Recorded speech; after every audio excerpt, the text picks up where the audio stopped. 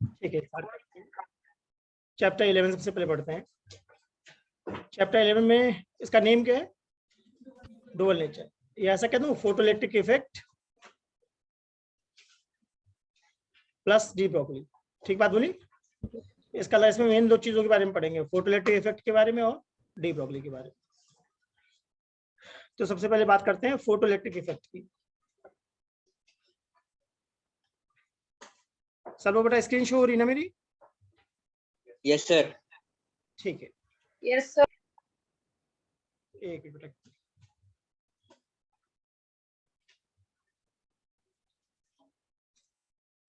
ठीक है, तो फोटोइलेक्ट्रिक इफेक्ट सुनते मेरे दिमाग में क्या आइडिया आता है? हमने लाइट डाली, राइट, किसी मटेरियल पे, तो जो लाइट आ रही है उसकी एनर्जी क्या हो सकती है? एच न्यू कह सकता हूँ। इससे आंसर किस में आएगा? जूल्स में।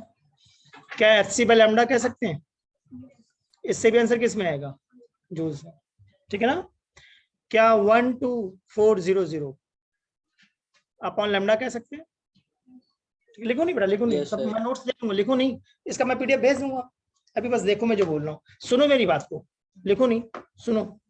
इसका मैं पीडीएफ दे दूंगा, बाद में पढ़ लेना पीडीएफ। ठीक है ना? तो एनर्जी का फॉर्मूला है एच न्यू अगर जूल में निकाल रहे हैं, एच सी बाई लैम्डा अगर जूल में निकाल रहे हैं, एंड 12400 अपॉन लैम्डा अगर लैम्डा किस में डाल रहे हो? एंगस्ट्रॉम। तो इससे आंसर सीधा किस में आएगा? ईवी में। ठीक बात है ना?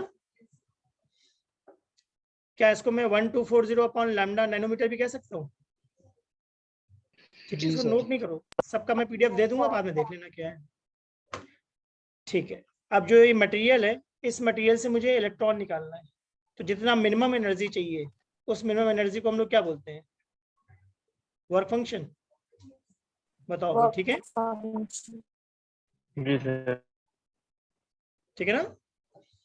तो वर्क फंक्शन क्या है? Yes, sir. Minimum energy required to emit electron. सही बात बोली? कम से कम कितनी एनर्जी दे कि इलेक्ट्रॉन निकल जाए, उसको हम लोग क्या बोलते हैं? Work function. अब जो इलेक्ट्रॉन निकल रहा है, क्या उस इलेक्ट्रॉन के पास काइनेटिक एनर्जी हो सकती है? बताओ भाई, यस सर। ठीक बात है ना? तो उसको हम लोग क्या बोलते हैं? के max, kinetic energy maximum. Einstein ने क्या बताया इसके बारे में? आइंस्टाइन ने बोला जो भी एनर्जी आ रही है ई, उसका कुछ पार्ट कहाँ जाएगा? फाई नॉट में, बाकी पार्ट कहाँ जाएगा? के मैक्स। ठीक है ना? तो एनर्जी का फॉर्मूला क्या हो जाएगा? फाई नॉट प्लस के मैक्स। तो जो आइंस्टाइन की इक्वेशन है, क्या ये एनर्जी कंजर्वेशन पे बेस्ड है? बताओ भाई सब लोग, एग्जाम में पूछ सकता है क्या? Einstein Yes, sir. Equation energy conservation पे। ई हमारा कौन है? Input energy, right? ई हमारा कौन है? Input energy. फाई नॉट कौन है? Work function. के मैक्स काइनेटिक एनर्जी मैक्सिमम किसकी? काइनेटिक एनर्जी इलेक्ट्रॉन की। सही बात है ना? एनर्जी के हमने Yes, कौन sir. कौन से फॉर्मूले देखे? H nu, H C by lambda जब जूल में निकालना है, अगर ईवी में निकालना है तो 12400 जब लैम्डा एंगस्ट्रॉम में डालोगे, एंड 1240 जब लैम्डा नैनोमीटर में डालोगे। हाँ बेटा,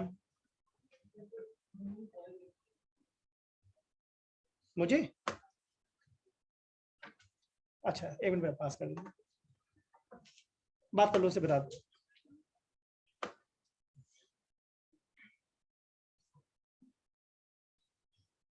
ठीक है, तो एनर्जी के फॉर्मूले समझ में आ गए, फाई नॉट समझ में आ गया। फाई नॉट की डेफिनेशन क्या है? Minimum energy required to emit electron. सही बात है ना? क्या काइनेटिक एनर्जी को हम हाफ mv स्क्वायर कह सकते हैं? तो ये भी हमारा कौन होगा? Maximum velocity. इस के को हम ईवी नॉट भी कह सकते हैं क्या? ये वी नॉट जी, हमारा सर। कौन है? Stopping sir potential. Stopping potential. Potential. क्या इसकी डेफिनेशन पूछ सकता है एग्जाम में? बताओ भाई, जी सर। Stopping potential. तो इसकी डेफिनेशन क्या होगी? यहाँ हमने क्या डाली? लाइट। ठीक है ना? ये कौन है? Work function. सामने से कौन निकल रहा है? इलेक्ट्रॉन। अगर अदर प्लेट पे मैंने नेगेटिव चार्ज दे दिया, तो ये नेगेटिव चार्ज क्या करेगा? इलेक्ट्रॉन को अट्रैक्ट करेगा या रिपेल करेगा? रिपेल करेगा। तो नेगेटिव पोटेंशियल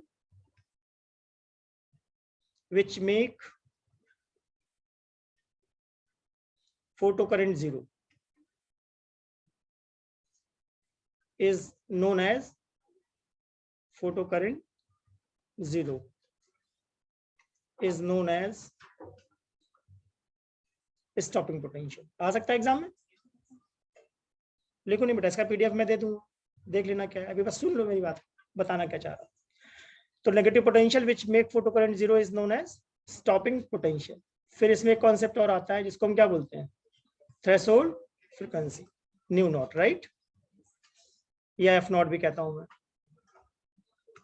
तो इसकी डेफिनेशन क्या है, एक सर्टेन फ्रीक्वेंसी है एफ नॉट, जिससे कम पर फोटोइलेक्ट्रिक इफेक्ट नहीं होगा। सही बात है। अगर इनपुट की फ्रीक्वेंसी एफ नॉट या एफ नॉट से ज्यादा हुई तो फोटोइलेक्ट्रिक इफेक्ट हो जाएगा। तो क्या एग्जाम में इसकी डेफिनेशन पूछ सकता है थ्रेशोल्ड फ्रीक्वेंसी की? सही ना। वैसे ही हमारा नेक्स्ट कौन है, थ्रेशोल्ड वेवलेंथ। नेक्स्ट हमारा कौन है, थ्रेशोल्ड वेवलेंथ, जिसको हम लोग क्या बोलते हैं, lambda naught. Threshold frequency minimum थी या मैक्सिमम थी, बताओ भाई। मिनिमम। मिनिमम, मिनिमम फ्रीक्वेंसी, इससे ज्यादा है तो फोटोइलेक्ट्रिक इफेक्ट होगा। थ्रेशोल्ड वेवलेंथ हमारी कौन है, मैक्सिमम। मैक्सिमम। इसका मतलब अगर लैम्डा नॉट से कम वेवलेंथ डाल रहे हो तो फोटोइलेक्ट्रिक इफेक्ट होगा, लैम्डा नॉट से ज्यादा डाल रहे हो तो फोटोइलेक्ट्रिक इफेक्ट नहीं होगा। तो इस पे क्वेश्चन कैसे पूछेगा, विबग्योर समझते हो? सही ना।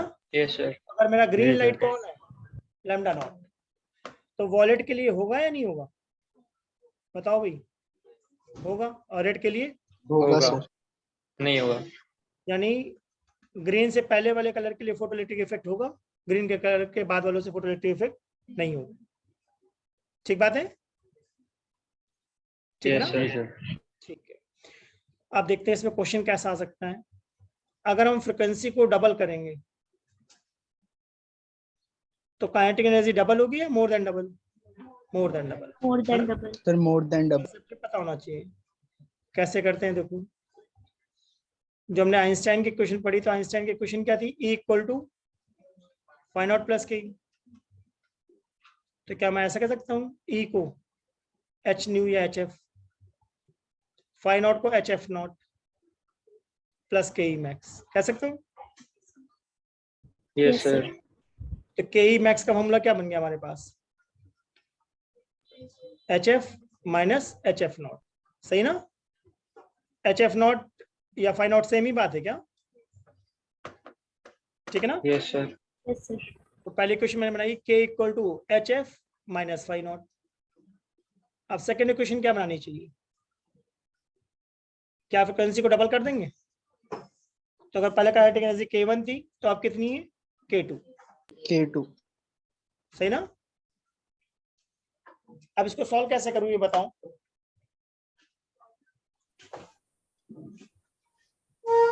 सर ऊपर वाले को 2 से मल्टीप्लाई। बिल्कुल सही, माइनस करेंगे तो नहीं आएगा, पहले ऊपर वाले को डबल करना पड़ेगा। ठीक है ना। अब इन्हें क्या कर दो, सब्ट्रैक्ट। तो क्या फ्रिक्वेंसी गई, कितना आ गया, 2K1 minus K2 equal to क्या बचा, माइनस फाई नॉट। तो K2 कितना आ गया, क्या K2 आ गया, 2K1 प्लस फाई नॉट। इसका मतलब K2 और K1 में क्या रिलेशन है, मोर देन डबल। क्या ये कॉन्सेप्ट सीबीएसई सैम्पल में दिया हुआ है इस साल, देखा किसी ने? सीबीएसई में दिया हुआ है सेम कॉन्सेप्ट। आई होप सबको समझ में आया। ठीक है, आगे बढ़ते हैं। Yes sir.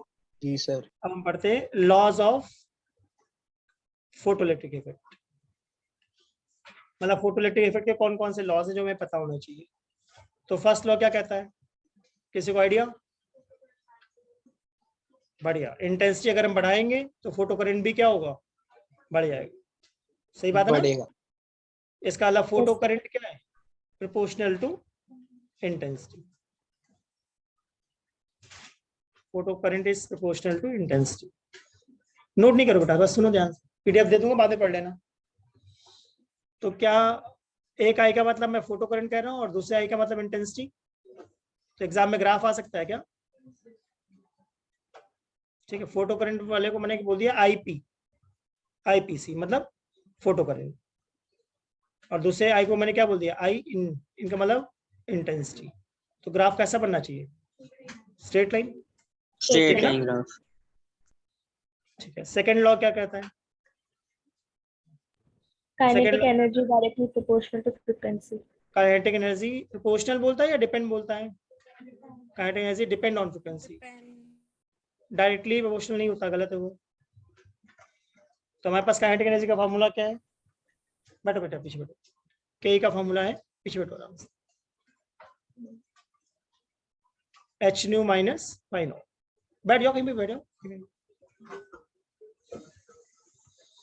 Kinetic energy depend on frequency, इसका मतलब kinetic energy proportional to frequency है या डिपेंडेंट है? डिपेंडेंट है। इसका मतलब अगर तुम Dependent. frequency बढ़ाओगे तो काइनेटिक एनर्जी क्या होगी, बढ़ेगी। बट अगर तुम फ्रीक्वेंसी को डबल कर रहे हो तो काइनेटिक एनर्जी डबल हो रही है, नहीं हो रही है? काइनेटिक एनर्जी डबल नहीं होगी, ठीक है। मोर देन डबल हो जाएगी क्या? अभी मैंने प्रूव करके दिखाया था। जी Yes, सर। sir.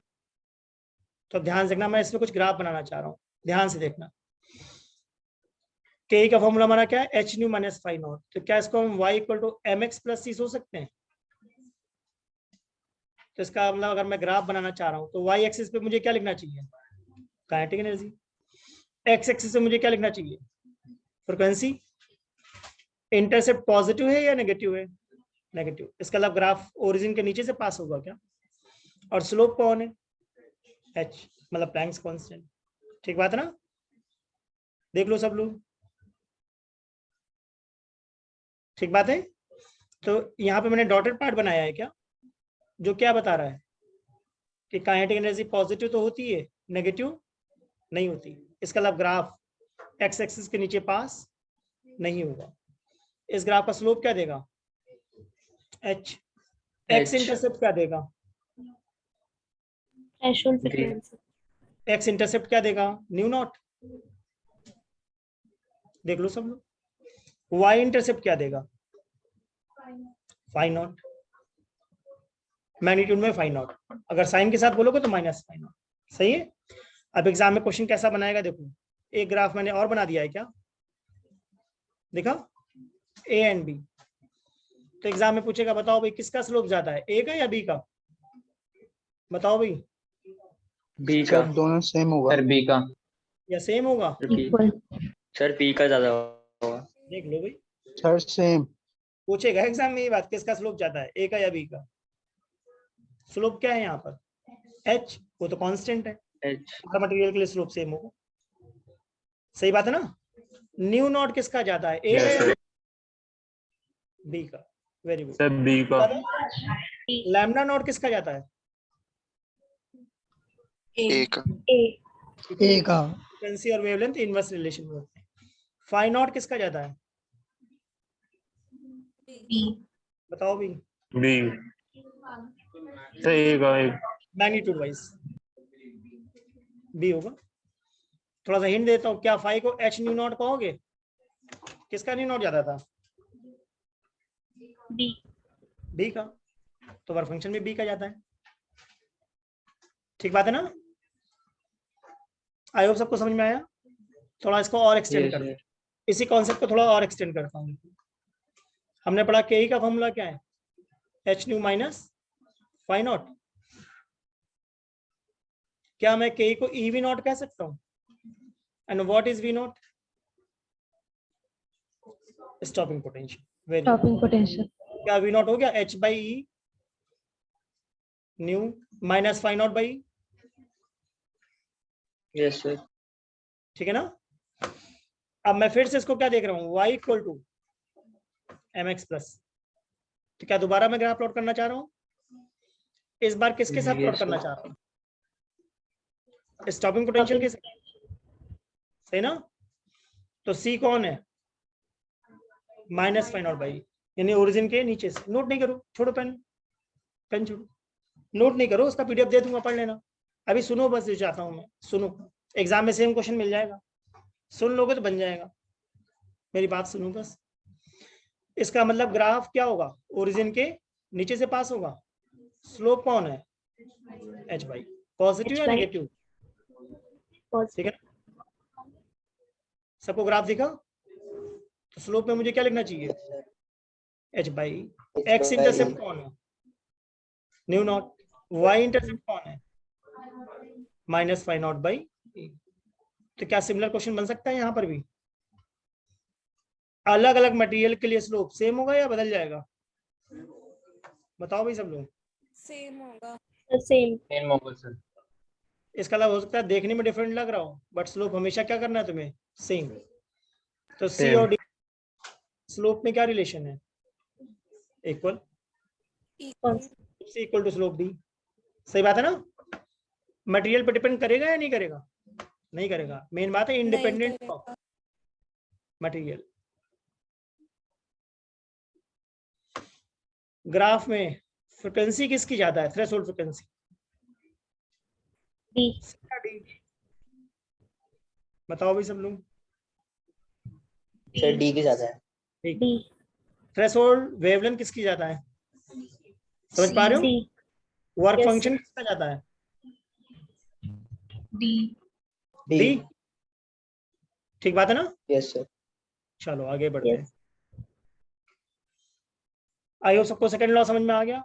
अब थर्ड लॉ क्या है? एक सर्टेन फ्रिक्वेंसी है एफ नॉट और न्यू नॉट, जिससे कम पर फोटोलिटिक इफेक्ट नहीं होगा और जिससे ज्यादा होने पर फोटोलिटिक इफेक्ट पक्का होगा। यानी थर्ड लॉ किसके बारे में बात कर रहा है? Threshold frequency. थ्रेशोल्ड। ठीक है। फोर्थ लॉ कहता है जब हम लाइट डालेंगे तो इलेक्ट्रॉन्स को निकलने में बहुत टाइम लगेगा या बहुत कम? सेकंड से भी कम। यानी कैसी प्रोसेस है? इंस्टेंटेनियस। सही बात है। तो आई होप सबको लॉ समझ में आ गए। फर्स्ट लॉ क्या है? Photo current proportional to intensity. Second law क्या है? Kinetic energy depend on frequency. मैंने डिपेंड वर्ड यूज करा है, प्रोपोर्शनल नहीं बोला है। थर्ड क्या है? थ्रेशोल्ड फ्रिक्वेंसी का कॉन्सेप्ट। फोर्थ क्या है? Instantaneous process. सही ना? ठीक है। अब देखो ध्यान से, वाई एक्सिस पे मैंने क्या लिखा है? Current, photo current. और एक्स एक्सिस पे मैं क्या लिखना चाहता हूं? पोटेंशियल। एक्सपेरिमेंटली देखा गया। सबको ग्राफ दिख रहा है ना? Yes sir. ठीक है, ध्यान से देखना इस ग्राफ में क्या खास बात है। क्या मैंने नेम लिख दिया? ए बी सी लिखा? ए और बी में Yes, क्या sir. खास बात है? सर उसका क्या हुआ? सैचुरेशन करंट सेम है। अगर पीक सेम है इसका मतलब इंटेंसिटी भी क्या है? इंटेंसिटी सेम है। ए और बी की सेम है। और सी की कम है या ज्यादा है? कम है। सर कम। कम है। ठीक है। अब मैं किसकी बात कर रहा हूँ? फ्रिक्वेंसी की। क्या बी और सी की फ्रिक्वेंसी इक्वल है? Yes sir. ठीक है। Yes sir. और ए की फ्रिक्वेंसी ज्यादा है या कम है? ज्यादा है। ज्यादा है। जैसा फ्रिक्वेंसी चलता है वैसे ही कौन चलता है? Stopping. Stopping potential. Stopping potential. इसका मतलब फ्रिक्वेंसी और स्टॉपिंग पोटेंशियल भाई भाई है। जैसा फ्रिक्वेंसी चलेगा वैसा स्टॉपिंग पोटेंशियल चलेगा। इंटेंसिटी और फोटो करंट कैसे? भाई भाई। इसका मतलब जैसा फोटो करंट चलेगा वैसे ही क्या चलेगी? इंटेंसिटी। तो ग्राफ में अगर देखो तो सबसे ज्यादा करंट ए और बी की इक्वल है और सी की कम है। तो जैसा करंट वैसा इंटेंसिटी। ठीक बात है ना? आप फ्रिक्वेंसी Yes, की बात sir. देखते हैं।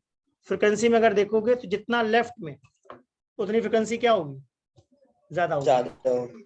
और फ्रिक्वेंसी और स्टॉपिंग पोटेंशियल सिमिलर चलते हैं क्या?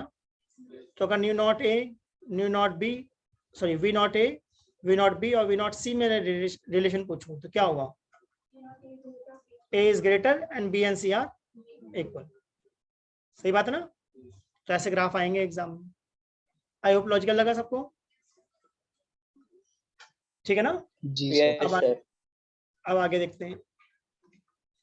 फोटोइलेक्ट्रिक इफेक्ट क्या प्रूव करता है? इस एक्सपेरिमेंट से क्या प्रूव करा? Particle nature of light. बढ़िया। Particle nature of light. ध्यान दिया? लाइट वेव है या पार्टिकल, इस पे बहुत कॉन्फ्लिक्ट था। यंग्स क्या बोलता है? यंग्स बोलते हैं कि लाइट कौन है? वेव। वे ऑप्टिक्स Wave. पढ़ते हैं इंटरफेरेंस से। यंग्स डबल स्लिट एक्सपेरिमेंट या इंटरफेरेंस डिफ्रैक्शन क्या प्रूव करता है कि लाइट कौन है, वेव। आइंस्टाइन ने कहा नहीं लाइट कौन है, पार्टिकल। तो आइंस्टाइन ने जो बात लाइट पार्टिकल है उसको प्रूव कैसे करा, फोटोइलेक्ट्रिक इफेक्ट से, सही ना। तो प्रॉपर्टीज देखते हैं क्या प्रॉपर्टीज होती हैं। Properties of photon. पहले फोटोन होता क्या है, small packets of energy, small packets of energy. तो अगर मुझे 2-3 प्रॉपर्टीज लिखनी है फोटोन की, तो पहली प्रॉपर्टी क्या लिखूंगा, फोटोन की एनर्जी क्या होती है, एच न्यू या फिर एच सी बलम, सही ना। सेकेंड प्रॉपर्टी, स्पीड कितनी होती है फोटोन की, 3 × 10⁸ मीटर पर सेकेंड, बहुत बढ़िया। चार्ज कितना होता है फोटोन पे, न्यूट्रल, वेरी गुड, 0। मास कितना होता है, रेस्ट मास 0, 0. सही बात है ना। मोमेंटम कितना होता है फोटोन का, बताओ H भाई। upon मोमेंटम का फॉर्मूला मुझे पता है, एनर्जी बाई सी। क्या एनर्जी को एफ सी बाई लैम्डा कह सकते हैं,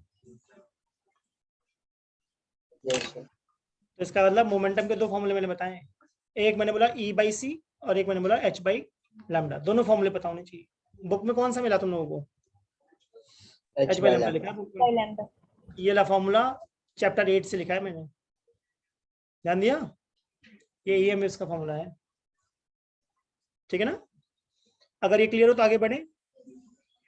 तो आइंस्टाइन ने बोला कि लाइट क्या है, जी small small packets of energy है जिनका नाम क्या है, फोटोन, जिनकी कुछ प्रॉपर्टीज हमें याद है, और भी बहुत सारी होती हैं, और याद है तो और अच्छी बात है। मैंने बेसिक इतनी बता दी कि एग्जाम में आए तो तुम लिख पाओ, ठीक बात है ना।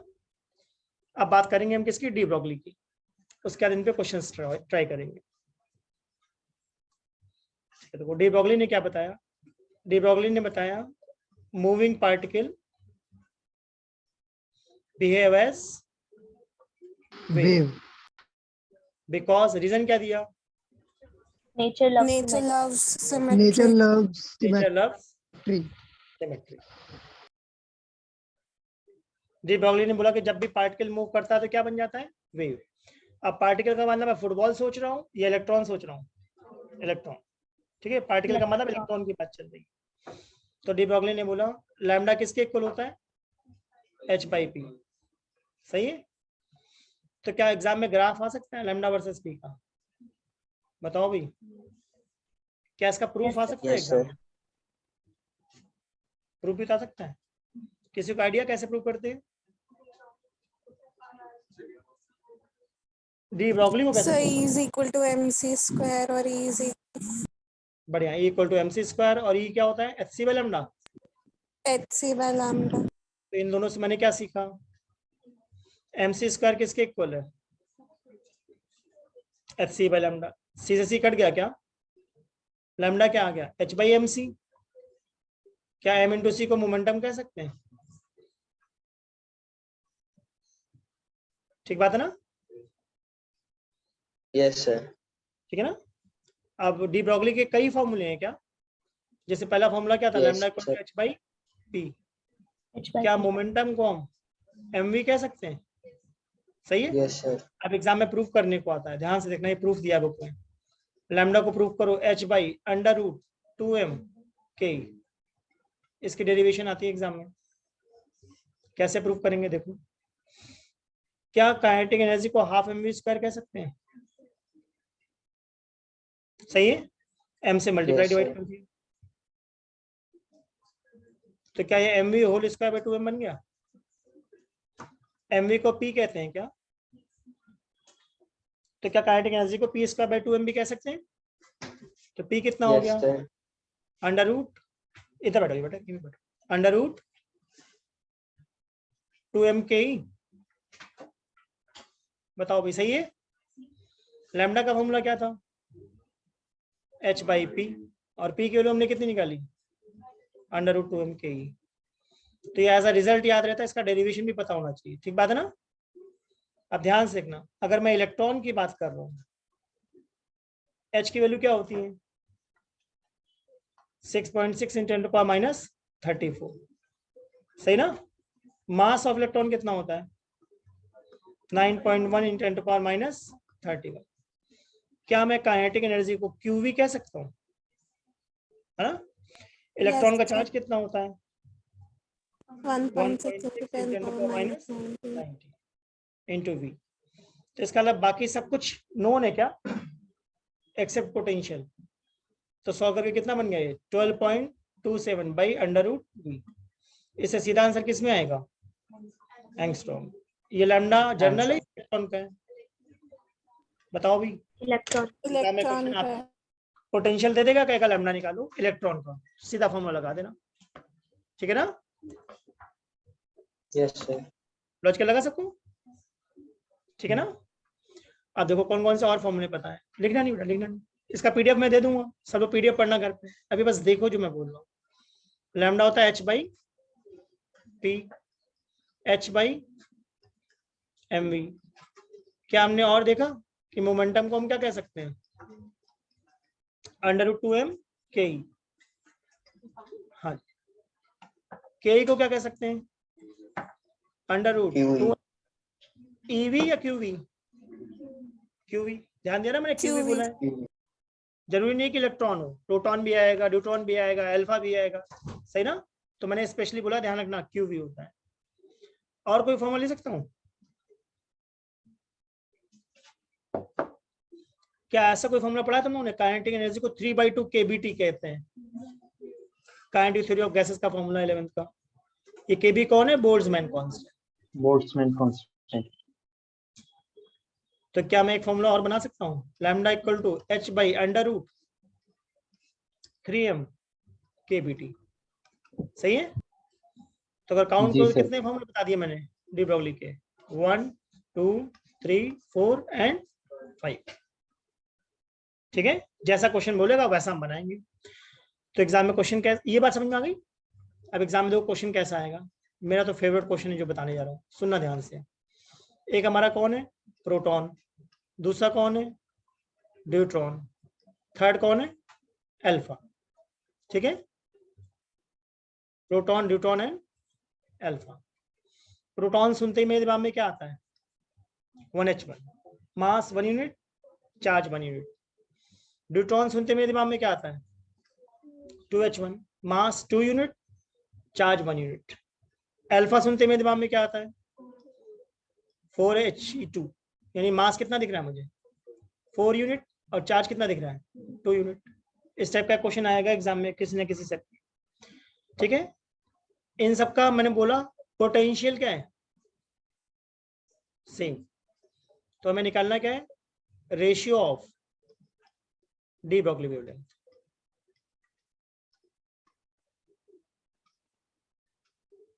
ठीक, क्या चीज मैंने सेम बोला है पोटेंशियल। तो मेरे पास 5 फॉर्मूले हैं, कौन सा फॉर्मूला सोच रहा हूं मैं √h/√v। बहुत बढ़िया, कैसे पहचाना ये लगाऊंगा सर पोटेंशियल सेम सर इसमें पोटेंशियल आता है। क्वेश्चन में पोटेंशियल की बात चल रही है, राइट। Yes sir.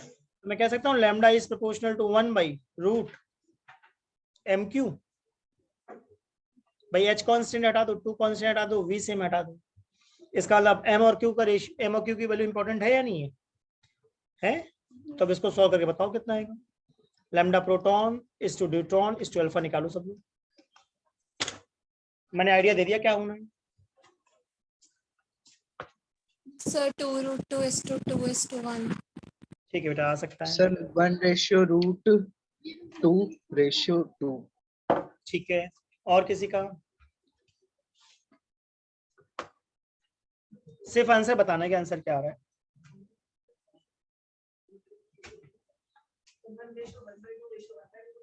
आ सकता है, और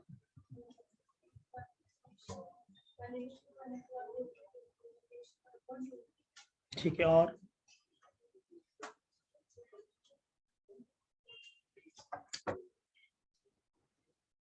प्रोटॉन के लिए मास तुम लोग क्या डाल रहे हो 1 यूनिट और चार्ज 1 यूनिट। न्यूट्रॉन के लिए क्या डाला और अल्फा के लिए क्या डाला, चेक करो, ये पुट करा तुम लोगों ने, चेक कर लो भी। तो मुझे लगता है 1:1/√2 अगर मैं सबको 2√2 से मल्टीप्लाई कर दूं तो क्या हो जाएगा?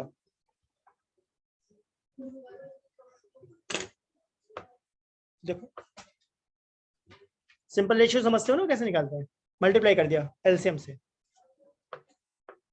2√2 से मल्टीप्लाई कर दो, देखो तो मुझे लगता है इसका आंसर ये आना चाहिए, 2√2:2:1। ठीक है ना?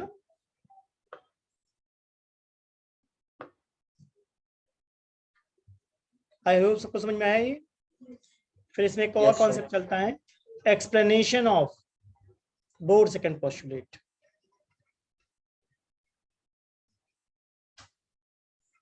Explanation of Bohr's second postulate on the basis of de Broglie concept। ठीक है ना? तो डी ब्रोगली ने बताया कि इलेक्ट्रॉन किन ऑर्बिट्स में होते हैं? स्टेबल ऑर्बिट्स में। whose angular momentum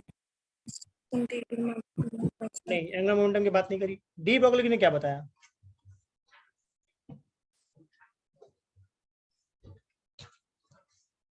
de Broglie ने बताया इलेक्ट्रॉन्स उन्हीं ऑर्बिट में होते हैं जिनकी सरकमफ्रेंस, याद आ रहा है किसी को? ऐसा कुछ, जिनकी सरकमफ्रेंस क्या होगी? N lambda. सोच लो आराम से।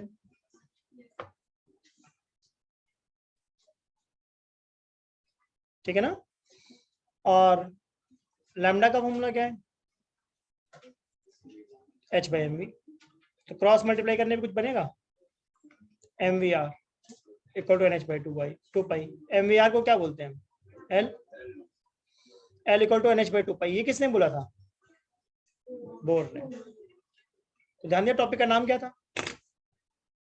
Explanation of bore second postulate on the basis of de Broglie concept. ध्यान दो टॉपिक को मैं क्या बोल रहा हूँ। इसका मतलब डी ब्रोगली के कॉन्सेप्ट से क्या हमने बोर के सेकंड पोस्टुलेट को प्रूव कर दिया? अगर एग्जाम में मान लो उल्टा आ गया, explain de Broglie concept on the basis of bore, तो एग्जैक्टली मैं उल्टा करता चला जाऊंगा क्या? बताता हूं मैंने क्या बोला। एग्जाम में उल्टा भी पूछ सकता है क्या? Explain bore, explain de Broglie on the basis of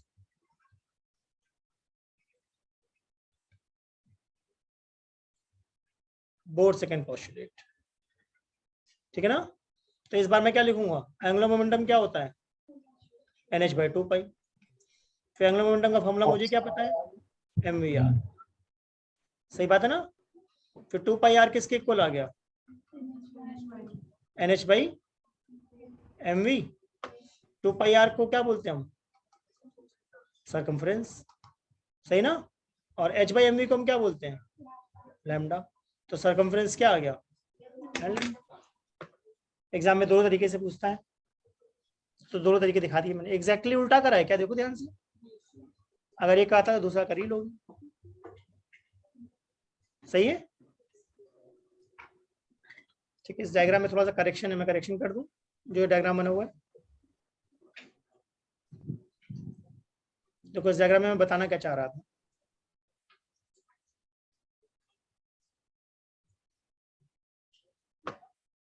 एक सर्कल है, तो देखो इसमें मैंने 4 पार्ट्स बना दिए क्या? ठीक है, तो देखो ध्यान से, एक ग्रीन कलर की वेव चल रही है, दिख रही? और ये इसके अपोजिट एक वेव चल रही है क्या? तो आइडेंटिकल वेव्स चल रही है अपोजिट डायरेक्शन। तो क्या इनको स्टैंडिंग वेव्स कहते थे 11th में? कुछ याद आ रहा? ऑर्गन पाइप वगैरह। ठीक है, तो क्या सबको ये वेवलेंथ दिख रही है जो मैंने ड्रॉ करी है? First wavelength, second wavelength, third wavelength and fourth wavelength. ठीक है ना? और इस सर्कल की रेडियस कितनी है? r। तो 2 पाई r किसके इक्वल होना चाहिए? n lambda. तो हमारे इस डायग्राम में n कितना है? 4। तो क्या एग्जाम में डायग्राम बना के दे देगा और कहेगा बताओ कौन सी ऑर्बिट है? सही बात बोली मैंने?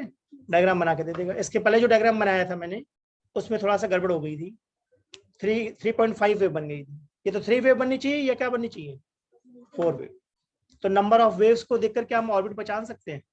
ध्यान दिया मैंने क्या बोला? एप्लीकेशन पूछेगा एग्जाम में तो फिजिक्स का। ठीक है, अगर ये क्लियर हो तो आगे बढ़े, क्वेश्चन ट्राई करें इन पे। चलो देखते हैं एनसीईआरटी में क्या क्या तुम लोगों को अच्छे से पता होना चाहिए। सब लोग अपनी अपनी एनसीईआरटी की बुक ओपन कर लेना, मार्क करते जाना जो मैं बताऊं।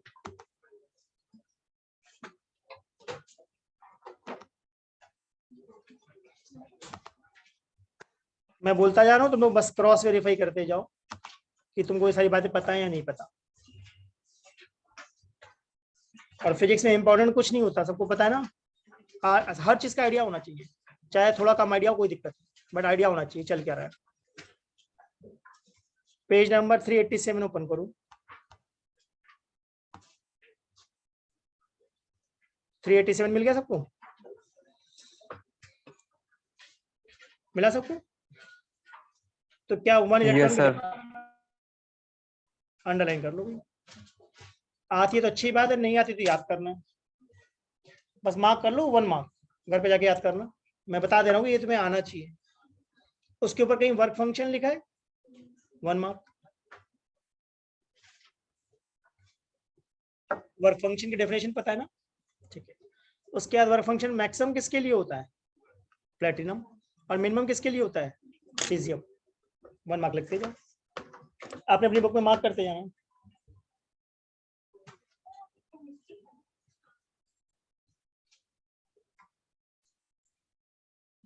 ठीक है, सबने मार्क कर लिया?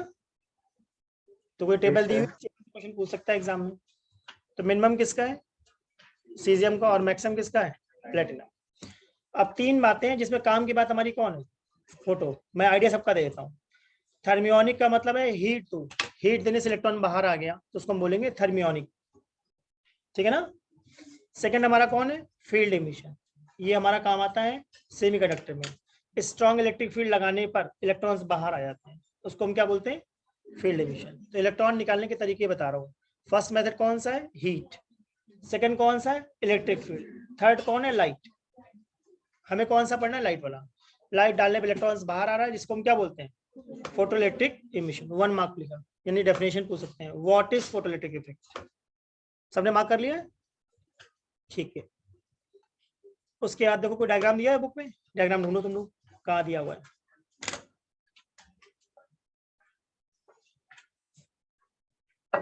ठीक है, अब नेक्स्ट मीटिंग में हम लोग स्टार्ट करेंगे। अभी ये मीटिंग खत्म होने वाली, नया टॉपिक स्टार्ट करेंगे। चैप्टर 11 था ना, या चैप्टर 12 स्टार्ट करेंगे। देखो हेडिंग दिख रही, इफेक्ट ऑफ इंटेंसिटी। ग्राफ टिक कर लो, बता दिया मैंने ये। ठीक है, नेक्स्ट पेज में देखो फिर से ग्राफ दिया हुआ है। सबसे ज्यादा इंटेंसिटी किसकी होगी? I3 की। फिर क्या स्टॉपिंग पोटेंशियल दिख रहा है सबको? 1 मार्क। क्या के मैक्स बता दिया? ये भी नोट होता है, ये सब तुम्हें आना चाहिए। नेक्स्ट ग्राफ, सबकी इंटेंसिटी सेम है, सबसे ज्यादा फ्रिक्वेंसी किसकी होगी? Left most 3। एग्जाम में आएगा ग्राफ ये, या तो ड्रॉ करने को आएगा या आइडेंटिफाई करने को। फिर क्या मैंने स्टॉपिंग पोटेंशियल ग्राफ बता दिया, देख लो, पढ़ लेना हमने। ठीक है, ठीक है। उसके बाद इस टॉपिक पे वेरी इंपॉर्टेंट लगा लेना, लर्न 3 मार्क्स में आता है, फेलियर ऑफ वेव थ्योरी। ये अच्छे से पढ़ना है, 3 मार्क्स के मैंने इंपॉर्टेंट बोला है, सबको याद करना है इसको। 11.5 पे लिख लो भाई, आता है तो अच्छी बात है, नहीं आता तो पढ़ना है, 3 मार्क्स में आता है। Y wave theory fail,